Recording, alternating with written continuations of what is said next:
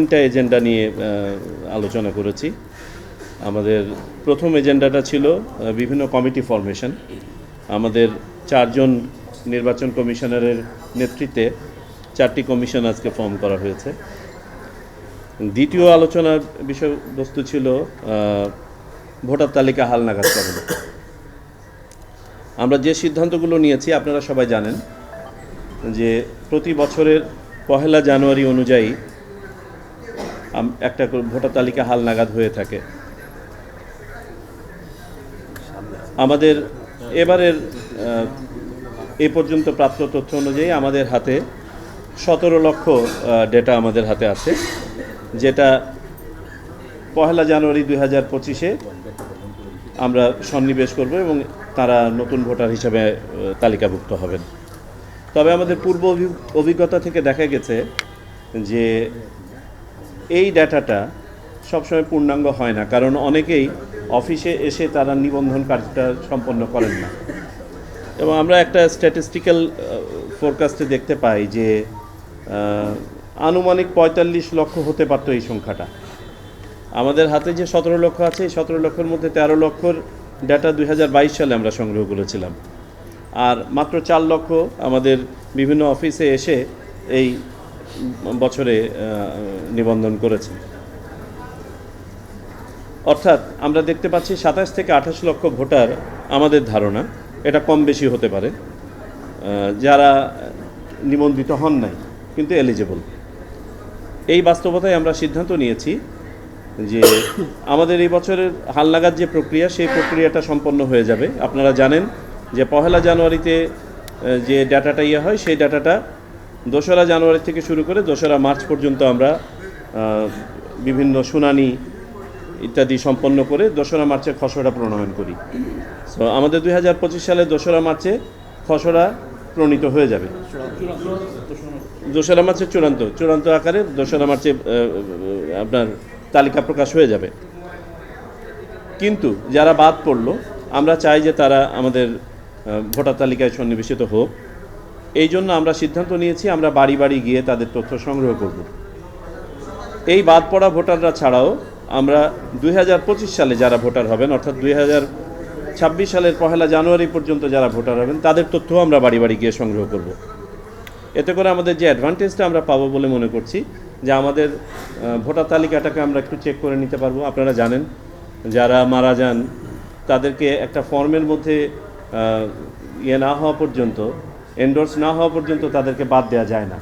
তো আমরা যখন বাড়ি বাড়ি যাব, তখন আমাদের মৃত যে ছিলেন পুরনো ভোটার, তাদেরকে বাদ দেওয়াটা সহজ হবে। কোথাও কোনো ডুপ্লিকেশন থাকলে বা অপরাপর কোনো ধরনের ডিসক্রিপেন্সি থাকলে সেগুলো আমরা হয়তো কাটিয়ে উঠতে পারবো। তো এই আলোকে আমরা বাড়ি বাড়ি যাব এবং আমরা একটা রাফ টাইম ক্যালকুলেট করেছি যে আমাদের এই প্রক্রিয়াটা সম্পন্ন করতে আনুমানিক 6 মাস সময় লাগবে। তবে এই 6 মাস সময়ের সাথে আমাদের ভোটার তালিকা হালনাগাদের কোনো সম্পর্ক নাই। আপনাদেরকে যেমনটা বললাম যে 2025 সালের 2রা মার্চ এই পর্যন্ত হালনাগাদ তালিকা আমাদের প্রকাশ হয়ে যাবে, আর এটা হচ্ছে আমাদের একটা চলমান প্রক্রিয়া। আমাদের উদ্দেশ্য হচ্ছে একটা শুদ্ধ এবং পূর্ণাঙ্গ তালিকা, যেখানে সঠিকতা যেন 100% আমরা নিশ্চিত করতে পারি। আর পাশাপাশি যারা প্রাপ্তবয়স্ক এবং 1 জানুয়ারি 2025 এবং পরবর্তীতে 1 জানুয়ারি 2026-এ যারা ভোটার হওয়ার যোগ্য, তারা কেউ যেন বাদ না পড়েন। এটা ছিল আমাদের দ্বিতীয় এজেন্ডা। আর তৃতীয় যে এজেন্ডা আমাদের ছিল সংসদীয় আসন সীমানা নিয়ে কিছু অভিযোগ ছিল, সেই অভিযোগগুলি নিয়ে আলোচনা। এটা নিয়ে আমরা আজকে আলোচনা করি নাই। আমরা এই অভিযোগগুলো আমরা যে উপকমিটি আজকে বা কমিটি যেটা ফর্ম করা হয়েছে, সেই কমিটিতে প্রেরণ করা হয়েছে। পরবর্তীতে আমরা এটা নিয়ে আলোচনা করব। সংক্ষিপ্ত আকারে এই ছিল আমাদের আজকের আলোচনা। আপনাদের যদি কোনো কিছু জিজ্ঞাসিত থাকে আমি বললাম যে 6 মাস এটা হতে, এইটা আমাদের এখন সেক্রেটারিয়েট থেকে তারা ওয়ার্কআউট করবে। যে আপনারা জানেন যে আমাদের হাতে এই যে 17 লক্ষর যে ডাটা আছে, এই ডাটাটাকেও আমাদেরকে প্রসেস করে শেষ করতে হবে। সো আমরা চাচ্ছি যে যত দ্রুত সম্ভব এটা কাজটা শুরু করা। যেটা হচ্ছে যে আপনার হালনাগাদ যেটা হবে বাড়ি বাড়ি গিয়ে, সেই তথ্য হবে 26 সালের জানুয়ারি 2 তারিখ আপনারা খসড়া প্রকাশ করবেন। এবং মার্চের 2 তারিখ হচ্ছে আপনার চূড়ান্ত ভোট মানে তালিকা প্রকাশ করার কথা। আমি আবারও রিপিট করি, আমাদের 2025 সালের 1 জানুয়ারি পর্যন্ত যে হালনাগাদ সেই কার্যক্রম 2রা মার্চ 2025-এ শেষ হয়ে যাবে। সো আমাদের হাতে কিন্তু একটা হালনাগাদ ভোটার তালিকা থাকবে। আমরা আবার বাড়ি বাড়ি যাওয়ার প্রয়োজনীয়তাটা এই জন্য বোধ করছি যে আমরা ধারণা করছি 25 থেকে 27 লাখ বা কম বেশি ভোটার যারা আমাদের অফিসে এসে নিবন্ধিত হন নাই, এদেরকে আমরা চাই নিবন্ধিত হোক, এই জন্য বাড়ি বাড়ি যাওয়া।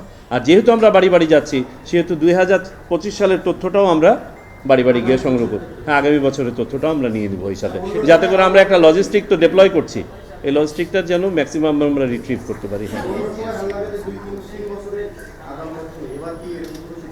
না আমরা বললাম তো 1 জানুয়ারি 2026 পর্যন্ত নিব।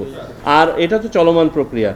আর একটা সিদ্ধান্ত আমরা নিয়েছি, এটা একটা নীতিগত সিদ্ধান্ত, যে যখনই আমাদের কোনো একটা নির্বাচন সামনে আসবে, আমাদের চেষ্টা থাকবে সবসময় যে তফসিল ঘোষণার আগ পর্যন্ত একটা আপনার সম্যক সময় পর্যন্ত যেন যদি বিশেষ কোনো অর্ডিন্যান্স জারি করে হোক, সবাইকে যেন আমরা যারা ভোট দেওয়ার যোগ্য তাদের সবাইকে যেন তালিকাভুক্ত করতে পারি।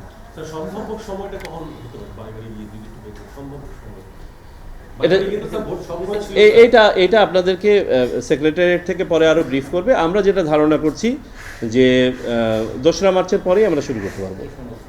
2রা মার্চ পর্যন্ত আমাদের এই কার্যক্রমটা সম্পন্ন করতে হবে। আমাদের হাতে 17 লক্ষ ডাটা আছে। এই ডাটাটা আগামী বছরের জন্য সঠিক।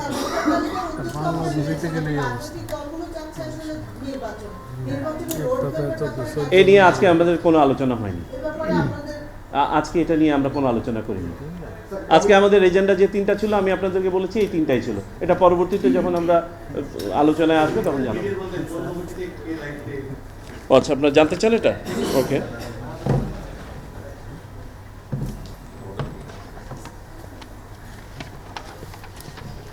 ওকে। এখানে আপনার জাতীয় পরিচয়পত্র, ভোটার তালিকা, নির্বাচন ব্যবস্থাপনা, তথ্য প্রযুক্তি প্রয়োগ কমিটি, এটার সাথে সম্পৃক্ত থাকবো আমি এটার কমিটি প্রধান। আইন ও বিধিমালা সংস্কার কমিটি, এটার সাথে থাকবেন মাননীয় নির্বাচন কমিশনার আব্দুর রহমান এল মাসুদ।